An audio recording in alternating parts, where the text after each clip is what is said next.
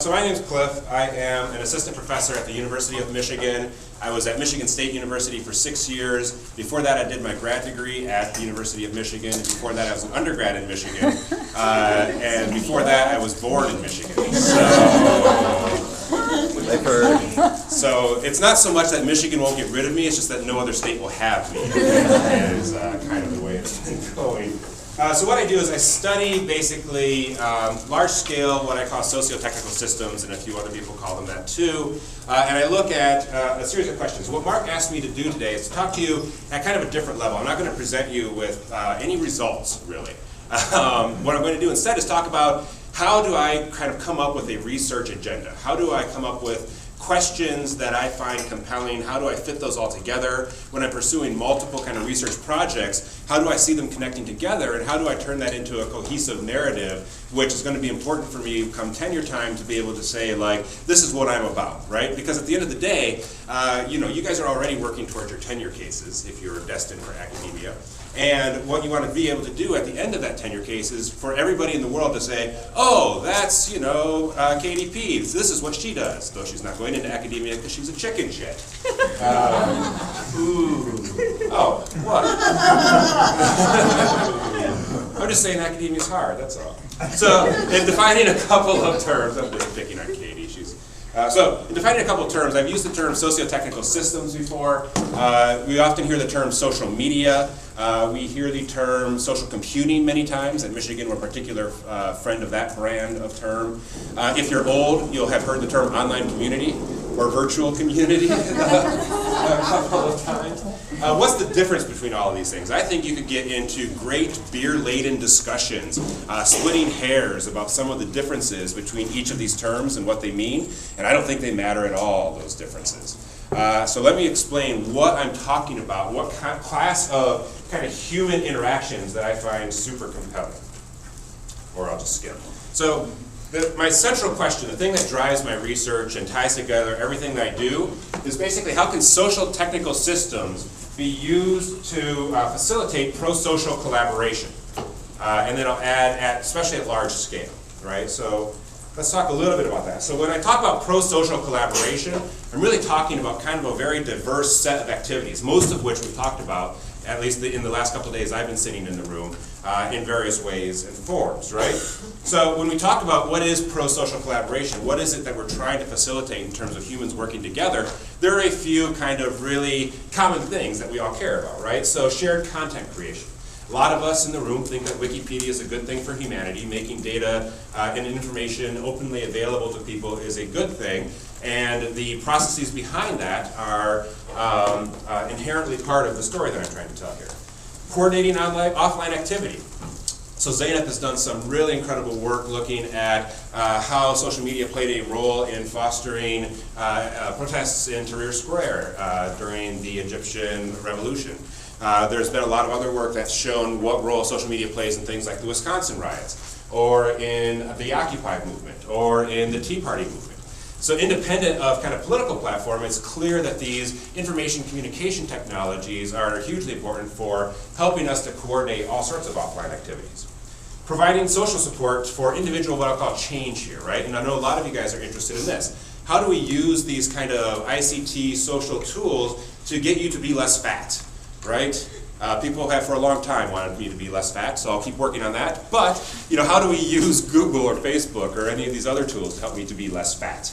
How do we get you to use less energy? How do we get people in general to use less energy? So there's this whole range of persuasive technology stuff that leverages these tools to try to get people to change their behavior in one way or another. Facilitate social relationships, right? Work that I've done with a couple of obscure graduate students and now assistant professors like Jessica Vitek, amongst others, has shown that, Facebook can play this great role in helping to foster these kinds of social relationships, right? It can really help us to maintain maybe this much more diverse, spread out network of people over time. And then there are things like deliberation, right? And this is, I think, actually, ironically, an understudied area right now, because there was this huge raft of this stuff in the early 90s and it kind of died out. But how are people basically talking to one another and coming up with policy decisions, coming up with coordinated action? How are they using all these other systems in which to basically have conversations that lead to proactive ends, right? So, you know, I'm sure I'm missing a few things that you guys could add in here, but this is the type of thing that we're trying to encourage with these types of ICT. And I think this is also central to what TMSP is really about, right? So when we talk about social participation, a lot of these are kind of inherent classes of activity within that social participation bucket in TMSP. So a couple of propositions for you guys. One is that communication is social and is essential for cooperation. I am at heart a positivist, so I think, for instance, that a lot of our social behavior stems actually from evolutionary psychological causes. We, as primate hunters, worked in packs, and so some sort of communication was actually part of our evolutionary process to survive on the plains of the Serengeti. And it's consequently built into our very DNA. When we look at kind of modern theories of language development, and you look at what John Medina has talked about, and go further back into some scholars of kind of why we develop language, a lot of them think that social interaction is kind of our crucial difference as a species, right? The fact that we have sociality is what really, you know, other species, of course, have social interactions, but the ability to communicate and our advanced communication really sets us apart. I will say, though, that I think also that technical systems shape communication, right? I'll talk a little bit more about this moving forward. So this is basically the socio-technical perspective, right? That social systems and technical systems overlap, and the intersection of those overlaps really create kind of new forms of communication, right? This is the inherent premise behind a lot of more traditional media scholar studies. So when you look at people who studied what was the effect of radio and television and the telephone on people's patterns of behavior and things like that, those were kind of built into this model, right? The technology wasn't networked computer technology, but it was still mediating technology that affected how we communicate. And now we have turned the computer into another type of communication device and used the network to really foster communication between people in different forms. So, and I think probably realistically, these two circles are actually much closer together than I have them painted here. I just did this for legibility's sake, and so I wouldn't get picked on for my slides in the Twitter back channel. So, has it already happened? You guys are already picking up my slides in the Twitter back channel. We're watching Lady Gaga. Oh, I see. She is delightful. So, you know, we have all these issues of these social systems. We have what we know about technical systems. And then I think something that's not commonly included in this model is task dependency, right? So for instance, there's lots in organization studies, there's lots of people who study the organization of the hospital. There are people who study the organization of education, the organization of X or Y. I think because we understand that these types of task dependencies change how social processes happen, they will also change how socio-technical processes happen. And we get into these conversations a lot when we say, well, it depends so much on what you're trying to accomplish, right? And that's a fairly intuitive thing for us. So in my early grad school days, there were a few people who really affected my thinking on this matter, right? One was my advisor, Paul Resnick, who's speaking to you guys tomorrow. This is an obscenely young picture of Paul. I put it up there just so you know, just to pick on him. He's not even here though. And then, you know, you guys recognize Lawrence Lessig, I'm sure, who talked about code as architecture, right? He made this big argument in his 1996 book about code being a way of shaping people's behavior in these network systems. And then Jim Holland and, what is it, Steve Sternetta? Scott Sternetta had a great article about beyond being there, right?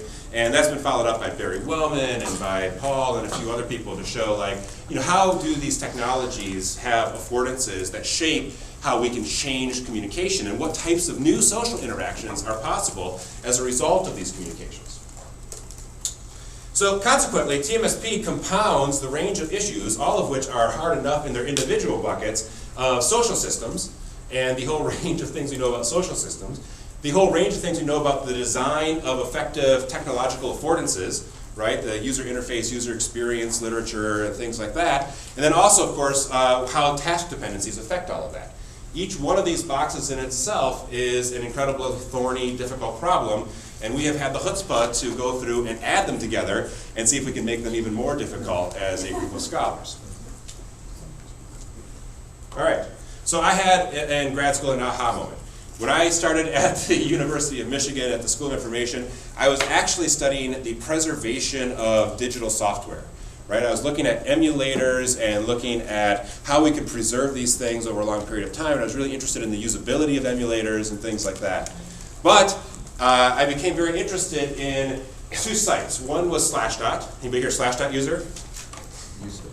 Reader. Reader. Yeah. Used to be. I hear that a lot. And then another site was a site called Everything2, which was an online user-generated encyclopedia, which sounds very familiar, right? But was actually built about 3 years before Wikipedia. And of course was nowhere near the success, as most of you have never heard of it unless you've read one of the research papers we've written about it. So, why did I have this aha moment? It wasn't because I suddenly had this flash of wisdom. It was because I was friends from my hometown with these two guys, Commander Taco and Jeff Hemos Bates, who had founded Slashdot and had gone on with Nate Ostendorf to found Everything2. So because I was friends with them, I would go out and we would get drinks, and I mean, that's how you drink. And we would talk about all this cool stuff they were doing, and how they saw they were taking these principles of open source and we can apply open source to everything, man. And how pass the chips. Right, pass the chips. Who has Doritos, man? Open source those Doritos.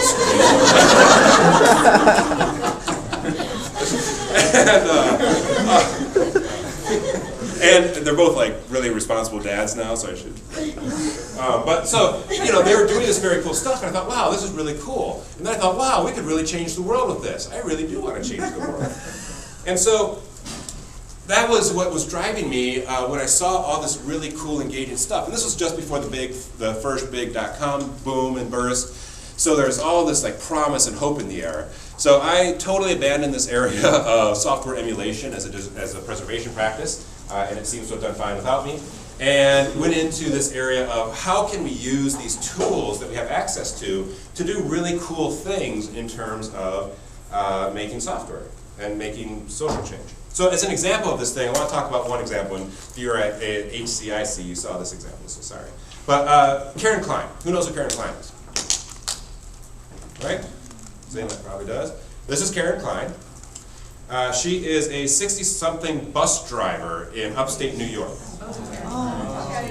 Right? Yeah. She is the unfortunate woman who got teased by a bunch of really douchey 13-year-old boys, which is probably not a repetitious statement. Most 13-year-old boys are kind of like that. And cried, and it became this big internet and media sensation, and got posted to Reddit. Reddit picked up this story, and it got huge attention, right? Reddit is the way now that we kind of drive attention to other social media sites in this framework. Got picked up by YouTube. Somebody, I think one of these kids, had the inherent and internal wisdom to post the video of them making this nice lady cry on YouTube. And that got picked up. There were tons of response videos. The videos got picked up by Reddit again. So there's this kind of crossover between these media. And then somebody started up a crowdfunding campaign to raise a few bucks for Karen, right? They said look, let's raise $5,000 for Karen in order to send her on a nice vacation for having suffered such kind of a dreadful thing. People who were now really responding to this, not only through these social media channels, but have been picked up by Good Morning America and the Today Show and all these things, flooded the campaign and really gave her, as you can see, a little bit more than $5,000. Right? So, and this was all happened basically in about 5 days. So, some lessons from Karen that we can take from this example. One is that bullying sucks. Don't bully people. But however, in terms of what we study, this occurred over multiple channels, both social media and mass media, in an incredibly rapid and constrained piece of space. And this was probably due to the affordances of the tech tools, both on the mass and social media side, right? Because it's so easy to find these things and share them with your friends and share these videos. How many of you saw this video originally pop up on your Facebook feed or your Twitter feed? Right? We now have ways of managing this attention in kind of a networked way that's a new type of communication practice. What was also really interesting about this is that once the genie was out of the bottle, once this attention was directed towards Karen and the boys who had bullied her, nobody could stop it, right? There were many people, including the Greece, I think the town was called Greece, police department who were like, hey, why don't we not threaten to kill 13-year-old kids? They did a bad thing, but that's probably not the right reaction. And Karen herself was overwhelmed with the response. And you can see how overwhelmed she was 6 days into this thing. Nobody had any control over this response, which is another kind of characteristic of the medium at this point. So I'm really interested in stories like this, and when can we take something, some pro-social goal, in this case, shedding a light on the bullying that can occur, helping Karen kind of overcome some of the pain she suffered, and can we turn that into a large-scale social practice? So in my research area, I've done this in two main ways, right? One is that I study existing social media sites, social computing, TMSP, whatever you want to call them, sites.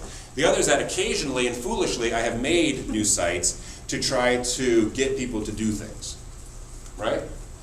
So some example of studying existing social technical sites, and this really is work that mostly Yvette and Vitek and Rebecca Gray and Nicole Ellison and Alcides Velasquez and Torbjorn Ruud and a ton of people have done. I don't have their names in here, and I should, because they've really done the majority of this.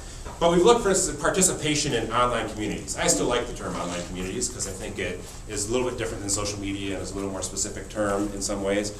What drives people to participate? So we studied everything too. Now, an interesting side note here is when I was a PhD student, I had this choice kind of about my dissertation. I wanted to study everything too because I thought that was a much more compelling story, but I had also access to all the Slashdot data. Paul gave me advice to do the Slashdot study for my dissertation because Slashdot was a much more well-known site, and I would be much more well-known for having done a Slashdot study than an Everything 2 study. It turned out to have been great advice, right? And it also allowed me the freedom to get a job, which is also cool, and then to use that freedom to study Everything 2 later. You can put a pin in a research project and pursue it 5-6 years later, and that's fine usually. So I got a nice NSF grant to study Everything 2, which is still ongoing, still a site if you want to check it out. Be careful when you check it out, some of the content's a little but it's a site that gives us access to server log data, gives us access to surveys of users. We've done interviews, we've explored habits on the site, we've explored motivations to use the site, we've explored lurkers on the site and how they use the site differently and the heterogeneity in the lurkers. So we've been able to push and poke and pull a lot at the site and now add other sites to this. So we're doing some work with the Washington Post coming up, looking at how people are motivated to share news in the social reader. How many of you see the social reader on your Facebook feed, the Washington Post social reader? How many of you absolutely hate it? Yeah, right? So they realize that. They're not stupid people over at the Washington Post. They're actually quite clever. And so they want to see what's going on here, right? Why do people hate this thing? Another kind of small area of research that we've done over the past few years is looking at social network sites, particularly Facebook. We've done a few things with other social network sites, and looking at what are the outcomes of use of those sites, right? What happens when people use sites like Facebook and Twitter and LinkedIn and Google+, for those two people using Google+, and like, I'm just kidding, Dave, I had to say it. Actually, I wanted to ask you a question. The question I was going to ask you was, Larry Page has recently called Google Plus the social spine of a lot of Google products. And I thought that was a really evocative metaphor because it has a very different connotation for how you would set up that system and understand use than a social network site. But we'll talk about that later. So, how do social network sites, how do the outcomes happen for different people? What do things like context collapse and privacy mean in terms of why people interact in certain ways on social network sites? So we've done a lot of work in this area, and we've had some measure of fun doing that work. I think there are two main things we've looked at. One is kind of these outcomes of use. So we've used a social capital framework, which are basically standardized survey scales to look at perceived benefits people get from their network as through Facebook. But we've also looked at things like, managing classroom behavior, coordinating events, the role of social games play in helping people feel connected to their friends. We've looked at political campaigning. Vitek, I think you're the first author on that political paper we did, right?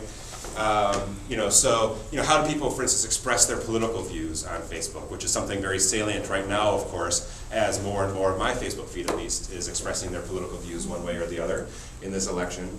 So what are these types of ways that people are using the site? And then we also look at the factors that affect why and how people use the site.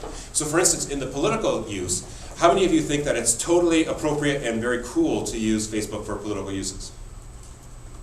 A couple of you. How many of you would never do that? What else are you going to use it for? So that's one of the consistent findings, is that perceptions of appropriate use for Facebook, for instance, is massively heterogeneous between people, right? So people have very different beliefs about what is normative about Facebook use, which of course is where you run into the real fun, as my normative use runs into your non-normative use, and you consider me to be a jerk. There are a lot of psychosocial effects. What are self-esteem effects on Facebook use? How much are you worried about privacy? For instance, I tend to have a hard time with privacy research because I'm not concerned at all about privacy. So, I have a hard time getting it. What are norms? What are technological affordances of the site that affect how people are using different tools and services? So, we've explored a lot of these. And we've used different methods to explore this. And the main thrust of my story here in terms of this agenda, so you can see hopefully how these two lines of work kind of dovetail, right? So the Facebook stuff, so the E2 and the /dot and kind of studying these existing social network sites is really getting at, in a persistent, ongoing online community where social structure is emergent, what are people doing and how does that change the story in terms of how and why people use a particular socio-technical system. In the social network site, it's about what are the outcomes and individual and social factors that predict use. Now, in terms of how we studied this, I feel that we've used fairly much every method we can think of.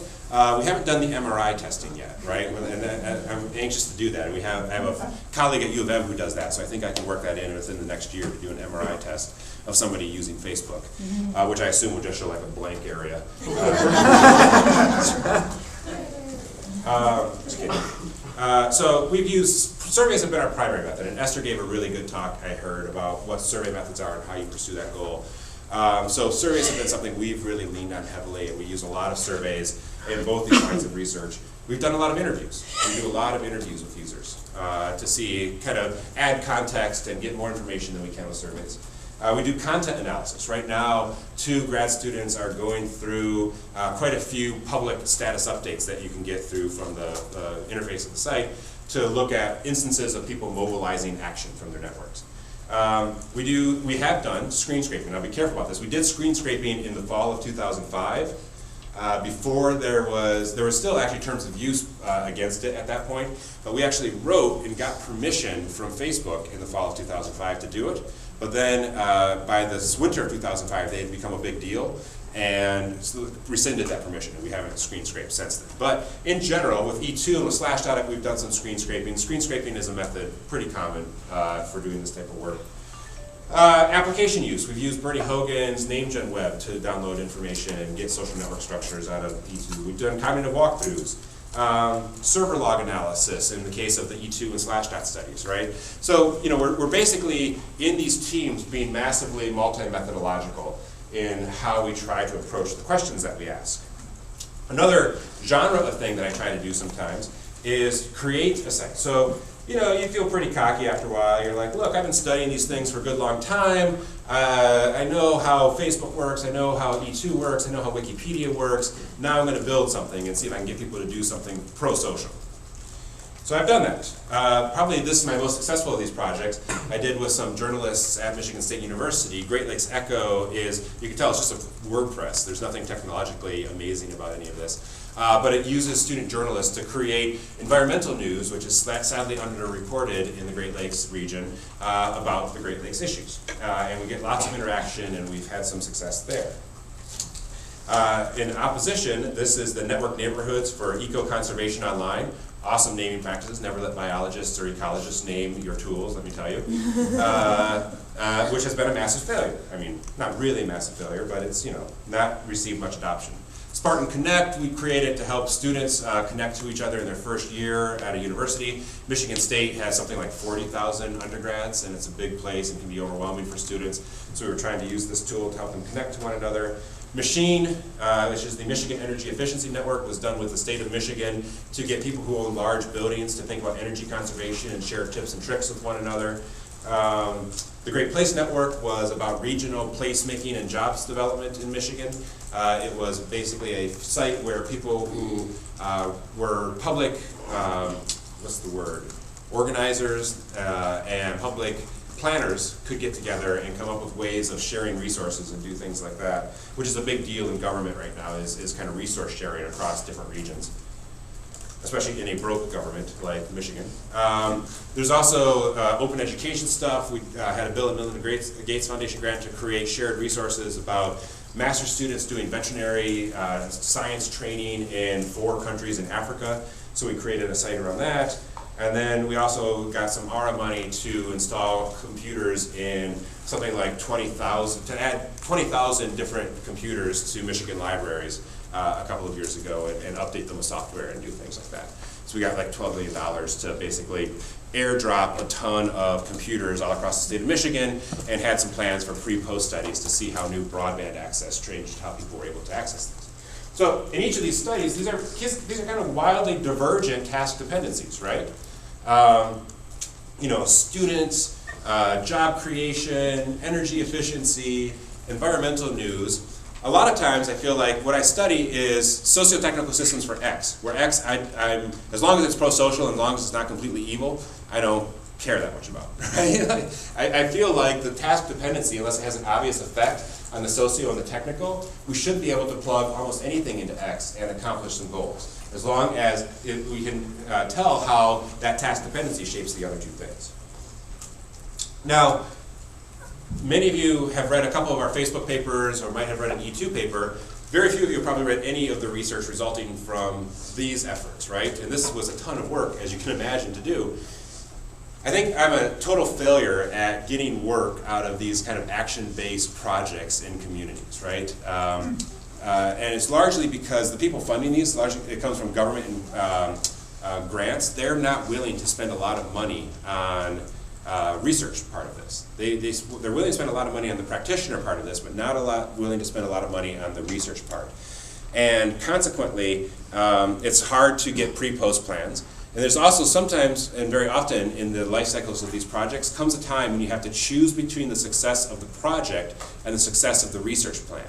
And your moral obligation to the funders is always the success of the project, right? So, that's a choice you have to make at a certain point. So in most of these, we've gotten some research out of this, and there's some research I actually like out of this in terms of what makes these things successful or not. But it's tooth and nail. It is so much easier to generate a survey of whatever population than to create this site and build in the hooks pre-post to this site. And Katie's laughing because they do this professionally over at the University of Minnesota.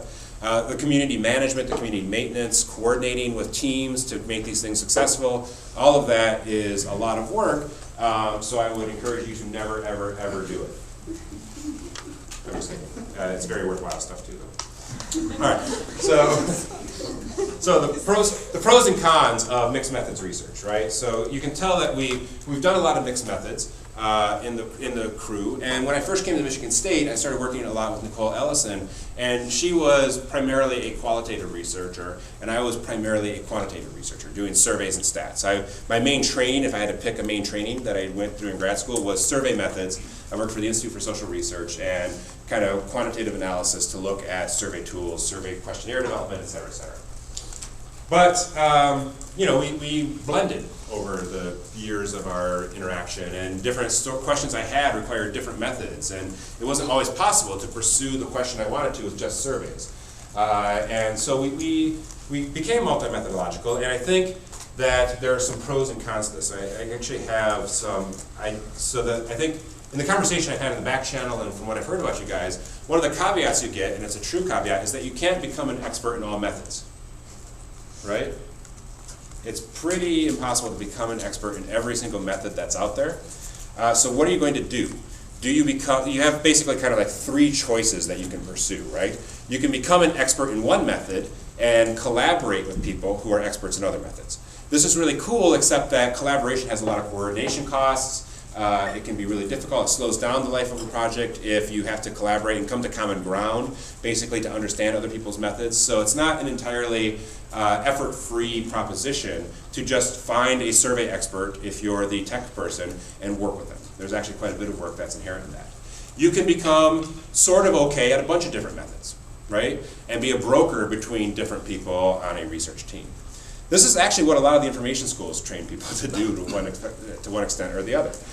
We train people to basically learn 2 or 3 methods pretty well, or at least well enough to pass muster, and then those methods become kind of something that you can help to translate between different peoples on a research team, right? So I know a little bit of technology and I know quite a bit about surveys, so when I'm working with engineers and I'm working with real survey researchers, because I'm definitely not a real survey researcher, I can act as a translator between those 2 groups and help facilitate the types of interactions they can have, right? So that broker role is awesome, and it's intellectually rewarding, and it's cool, and it always makes you the second author on every paper,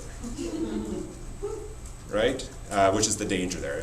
What it means is that the person who is the domain or methods expert becomes the first author because they're driving the paper, and you, for your very helpful role, get relegated to 17th author on the paper, which can be uncomfortable. So the other one is to become like T-shaped person. So you become really good and really deep in one method, and then not embarrassing in 3 or 4 other methods. Right? And that's actually probably the method many of us will follow. Right? This is an interdisciplinary group. We tend not to have kind of the very kind of set disciplines of some of our methods in other disciplines. So if you're a comm researcher, how many of you guys are comm researchers? I know there's a few of you. You know, there I think the primary method is either surveys or experiments, right? And it's lab experiments, not field experiments per se. So there is kind of because that field has coalesced around kind of these very set data sources, there's a lot of expertise on what's a good method and what's not, et cetera, et cetera. As interdisciplinary researchers, we often don't have that luxury, so we have to make a decision basically about which of these paths we want to follow in becoming mixed methods researchers.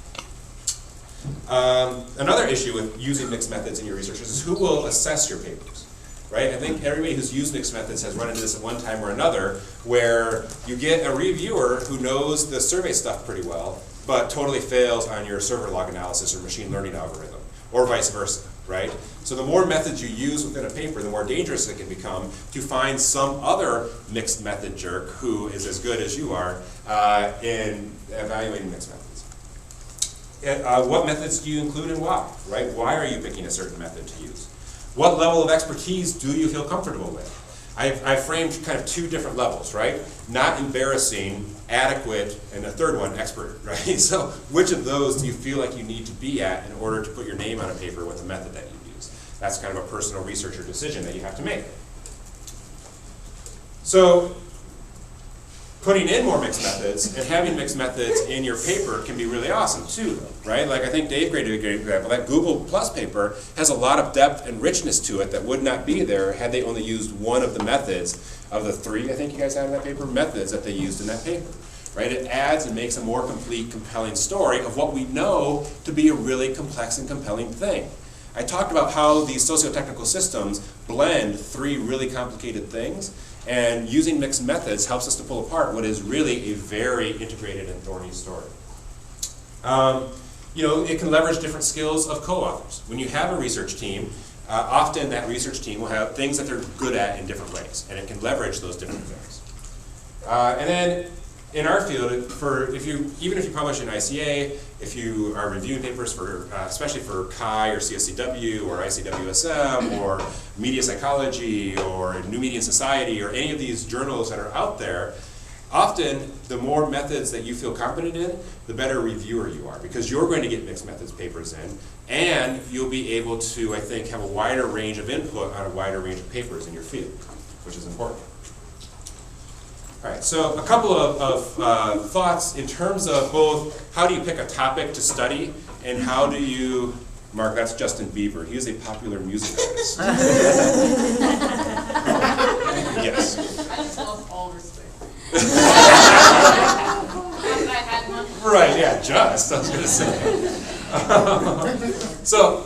both in terms of methods and in terms of research topics that you follow, I think defining what you're interested in is a hugely important thing, right?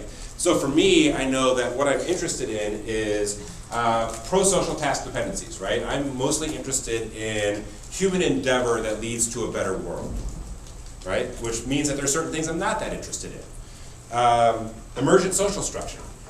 I'm interested in how these technologies support social structures, which means that they need to be persistent enough to have social structures emerge. So there's some, and I have it in here in the next slide, so pure crowdsourcing, for instance, doesn't allow for a lot of social structure to emerge a lot of times. There's very interesting things in crowdsourcing, but I'll leave that to better other people who are more interested in that. Social architecture, large scale. These are things that I know drive me as a researcher. So what are the things I'm not interested in? Right? And they tend to be the reverse of what I am interested in. So I'm not that interested in individual outcomes. I'm not that interested in self-presentation strategies and things like that, except as how it affects those larger scale issues that I am interested in. I'm not interested in small group collaboration, except that large groups tend to be comprised of smaller groups. So how these things affect the questions I am interested in can really change. Well, I might spend some time looking at individual effects, but only in the context of those things that I really am interested in, right? Chick-fil-A, anybody a fan? It's not because of their stance on whatever. I don't like their sandwiches. I think KFC all the way. Is All that right. a Michigan thing? It's a Michigan thing. Some thoughts. And during table conversations and thinking about what you guys are here for and what you're trying to do, some things that I've learned the hard way over the past few years I thought I would share with you guys is in the research projects to figure out what you're good at, right? You're not going to be good at everything that is part of the complicated task of putting together a good research paper. I have several things I'm not good at, as Vitek and Yvette will tell you, and you don't have to nod so emphatically. For me, writing, I struggle with writing. My first draft of anything usually sucks. I struggle sometimes with attention detail. I struggle with, sometimes with certain types of stats or with, reference mining or things like that. What I'm good at, and I feel like I am good at, is telling a story. Like I know how to look at a set of results and pull the narrative out of that. And eventually, with help, I tell that story in a clear way. You just figure out what you are good at on a paper and really lean into it, right? If you're really good at writing, that's a huge skill. If you're really good at data analysis, or you're really good at clever manipulations that lead to field experiments, all of that, you really want to be able to identify in yourself as early as possible, which means being hypercritical about yourself. You really do need to say what you're not good at. Figure out what you care about, right? Sometimes, and this is easy for me to do, I get lost in the minutia and daily grind of the academic or research and general job market, right? There are deadlines, there's WikiSim that needs to happen, and CSCW that's happening, and students interested in papers, and committee meetings, and all these things. So you take the time to step back and say, why did I get in this job in the first place, right? What am I really interested in figuring out, and am I doing that, right? Am I really driving that agenda right now? And I think for most people I know, they do that, and the people who do that, I think, are much happier with their research and happier as academics and researchers more generally. Work with people you like, and this seems pretty obvious, but it's amazing how often you feel like you don't have a choice to work with people you like. And sometimes you, in the weak moment, will decide, yes, I'll do this paper with you, and even though, I know we've had interpersonal conflict in the past, I'll work on this incredibly hard, frustrating thing with you. Even though we don't get along, I think it's a great idea for us to be locked in a room together writing and dependent on each other for job success. That sounds cool. Don't do that, right? The job has a few rewards, both in terms, and I'm not sure, Dave, you can speak to this in terms of the industry. I assume it's about the same. But you have a lot of choice about who you work with as an academic. Take that choice. This is one of the benefits of this particular pathway, is you get to say no to some things, and you get to say yes to others, and that's, leverage that. Research is a social practice, I think. And I'm a huge believer in events like this. I think an event like this helps you to build your invisible college. Has anybody ever heard the term invisible college? Well, I guess you may not heard it. It's basically, your set of colleagues who you can call on in the future. This group of people is going to be hugely important for you in the future when you need reviewers for papers that you're editing, when you need people to take a look at something you're thinking of sending in, when you want co-authors, when you want somebody to go in on a grant with you, when you are moving between jobs and you want somebody to help you get a foot into someplace. That invisible college and understanding kind of how your social structure can affect your research is a huge deal. All right, so in terms of some questions about... That you? That is me. Last week. It's a cosplay thing, you know, I cosplay as angry babies. So, how many of you do not know what cosplay is? Tell them. All right. You don't want I'm not to gonna tell you. you dress up. I'm not, but don't Google it. Don't. All right, so I've painted this picture of, you know, we have this big bucket of methods and we can apply these methods to these interesting questions, and I've painted like inherent to me and I think to TMSP is this really big desire to take these tools and to make the world a better place by finding people who are interested in social participation and enabling them to work together using the tools to reduce transaction costs, to accomplish tasks, et cetera, et cetera, et cetera, right? But why doesn't this work more often? Right? We have very few examples of really successful large-scale projects. And I think somebody said yesterday that Wikipedia was largely successful because it was early. I think Bernie said that or something, or maybe you said it in your talk. But like, you know, could Wikipedia restart today? Probably not. And Wikipedia is in some trouble because of editors moving on and dying off, et cetera, et cetera. So what are the inherent barriers to studying TMSP? Do we have a goal as researchers, and of course we have heterogeneous goals, so maybe we have both of these. Do we want to make these systems, you know, and are we the right people to make these systems? Or do we just want to study them? Is it enough to study them and to basically do butterfly collecting of different social media sites and different social computing sites and try to assemble a big case book of these things? Or do we need to develop integrated theories of these things? Or do we need to take currently existing theories and show how those theories are shaped by technological affordances in different ways? You know, how do we drive this field forward? A big criticism of CHI and CSCW as research fields has always been that each year feels like it doesn't build off years previous, right? That there's too little integration across multiple years in that field, and that consequently what you get is kind of lots of one-off studies about these sites with little integration across time that leads to kind of true change in human knowledge. Is what I've been talking about and is what we're studying in terms of these socio-technical systems really just this hodgepodge of social science theories that we find convenient to use with this crispy coating of technological affordances layered over it? And if that's true, does that matter? Right? Are we really just kind of lazy social scientists who know a little bit about technology? That's my provocative question. And what does success look like? Well, okay, so what is our Large Hadron Collider model, right? This is something that Ben often raises as a question. And it's interesting. I think a lot of people have answered that question with data, right? A lot of people have talked about that question with data. But when I think about the Large Hadron Collider, it's not the actual machine that's interesting per se, and it's not the data that it collects that's interesting. It's the social structures and people collected around the practices to get those things that becomes really interesting. So we focus a lot in our field on the end result of what makes the Hadron Collider so interesting, but we're not focused on the social practices that lead to that production, right? So for me, what our Large Hadron Collider looks like is a research institute or an industry shop or a department where you have this great mix of people with different abilities to address this question who are getting together with the resources necessary to accomplish the goals, right? And it could be that we have that somewhere. I know lots of people here are really actively trying to build that, but I don't think we're there yet. And then finally, what does success look like? If we could really nail this TMSP thing, if we could really nail the socio-technical systems with task dependencies, what would we be able to do?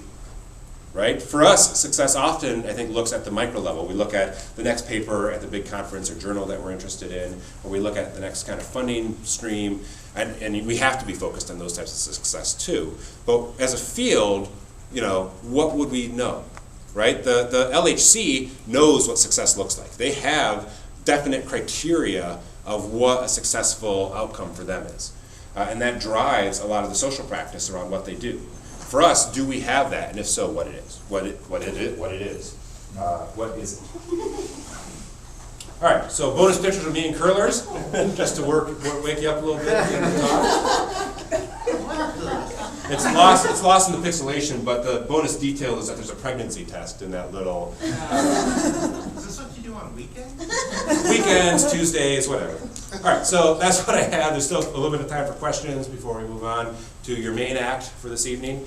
Tip your waitresses, and let's have some questions outside of Twitter or discussion.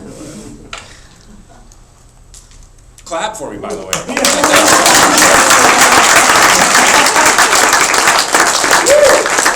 What am I, up over my health? I've got this empty hole that needs external approval. Don't you understand? We didn't want him back, right?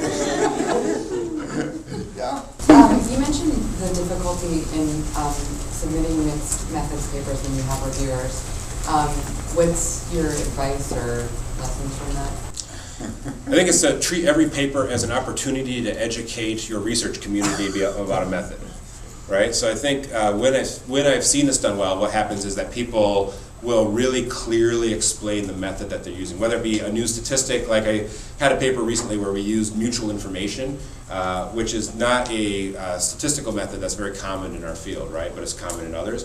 We took that as a great opportunity to say, look, this is not common in Chi or CCW, but here's what this means and here's what mutual information. So we had to add basically a section really describing that and why that was an appropriate method to use. And that's great because that allows the next person to use that too and see why it is common in others. I would say we took that as a great opportunity to say, look, methods and some humility about what your choice right, is. yeah, yes, yeah.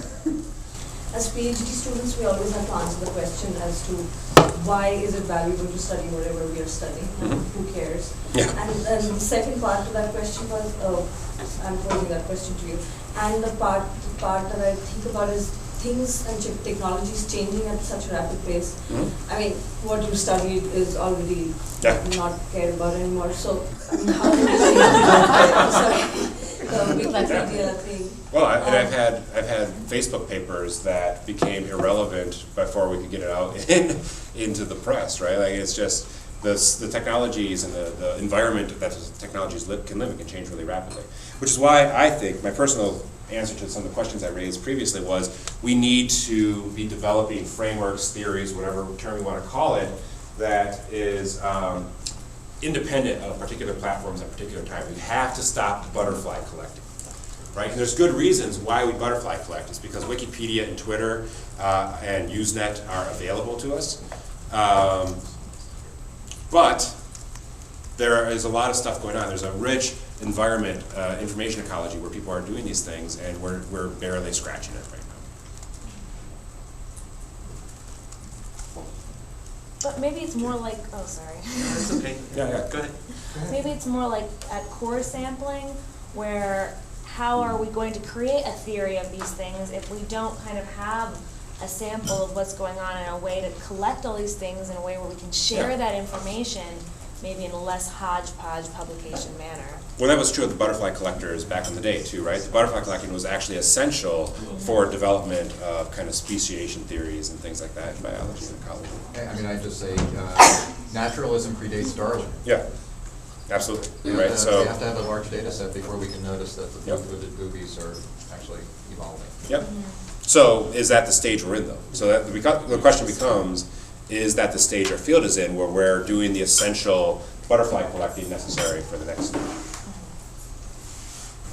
Get going. So I wanted to support the, work with people that you think are going to be fun to work with. I mean, early on in my career, I had senior people kind of harassing me because I was working with people who I thought it would be fun to work with. They happened to be senior people who I was working with, and it's just, it's more fun just to have fun. I mean, that's the bottom line. And in some cases, I would pick a problem that maybe isn't the problem that I'm in love with because I thought the person would be fun to work with, and I would learn something out of it, right? I mean, and that's sort of the essence of, right, an intellectual endeavor is that you learn something out of it, and so, that's totally fun. Yeah. Then the one of being locked in a room with someone who you're not sure you can work with is because, you know what? maybe my impression is wrong.